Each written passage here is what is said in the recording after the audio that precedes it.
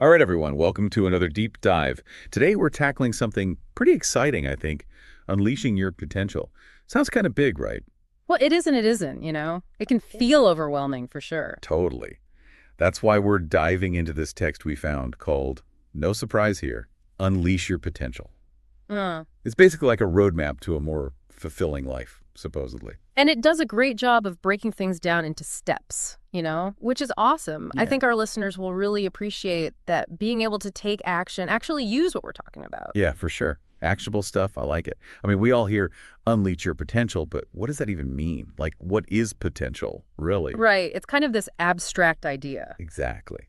Yeah. Luckily, this text defines it pretty clearly, which I appreciated.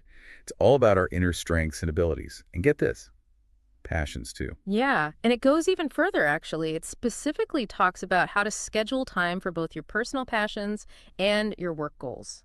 Ooh, work-life balance baked right in. I like it. So it's not just about like crushing it at work and neglecting everything else. Nope, not at all. It's about a more holistic view of potential. It even says you need both for true fulfillment, that they kind of feed each other. Pretty cool, huh? Totally. It makes sense too. Like for me, if I'm doing creative stuff outside of work, I actually feel way more energized and focused when I am working. Totally. It's like this positive loop. And the text actually lays out 7 key steps to unleashing your potential. One that stood out to me, overcoming limitations.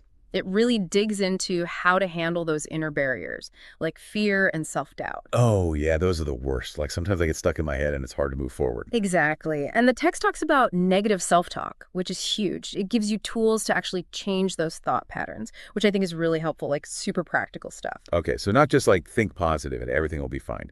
No, no, no. It's more than that. Like, it gives specific examples of how to challenge those limiting beliefs. Like, let's say you think, I'm terrible at public speaking. Oh, I know that feeling. Right. But instead, you could say, okay, I'm still developing my public speaking skills, but I'm committed to improving. Hmm.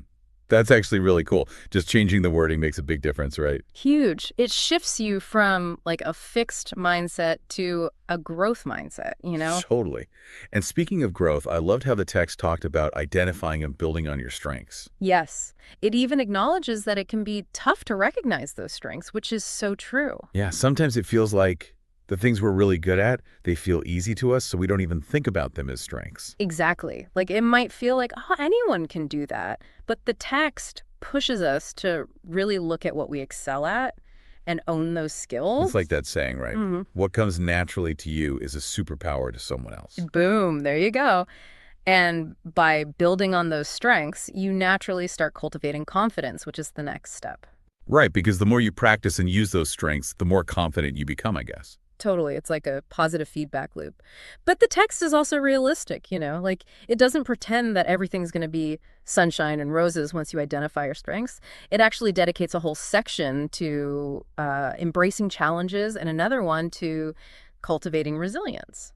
So it acknowledges that setbacks happen, even when we're doing everything right. Absolutely. And this is where it gets really practical. The text talks about creating a toolkit for yourself to deal with stress and setbacks. Oh, interesting. Like a literal toolkit with tools and stuff. Well, not exactly. More like a collection of like coping skills and resources. Got it. Like what kind of things would be in this toolkit? So many things. The text suggests like mindfulness exercises, journaling, even having a go-to list of like inspiring quotes or songs that lift you up, whatever works for you. The point is to have those tools ready when you need them. So you can bounce back faster. Yeah. I love that idea. Right. And it all ties into another key step. Embracing lifelong learning, like constantly seeking knowledge and new skills, keeps you adaptable. And that in turn helps you be more resilient. Okay, so all these steps are connected. That makes sense. But I'm still curious about the end goal here. Like we've talked about these 7 steps, but what's the payoff? How does unleashing your potential actually lead to a more fulfilling life? Well, according to this text, it leads to achieving your goals. But it's more than that. It's about feeling a deeper sense of purpose because you're living in alignment with your values and, of course, pursuing your passions. So it's not just about success, it's about meaning. Exactly. And that's where I think this deep dive gets really interesting for our listeners. Like, what are those goals and aspirations that you've been putting off? What are those limiting beliefs that are holding you back? What if you could eliminate just one of those beliefs? Which one would it be? And what amazing things could you achieve? Wow, that's a powerful question. It makes me think about, well, I'll keep that personal reflection to myself for now. That's fair. But thank you so much for joining us on this deep dive into unleashing your potential. It's been awesome. It has been. And remember, even small steps can lead to big changes over time. So get out there and start unleashing. You got this.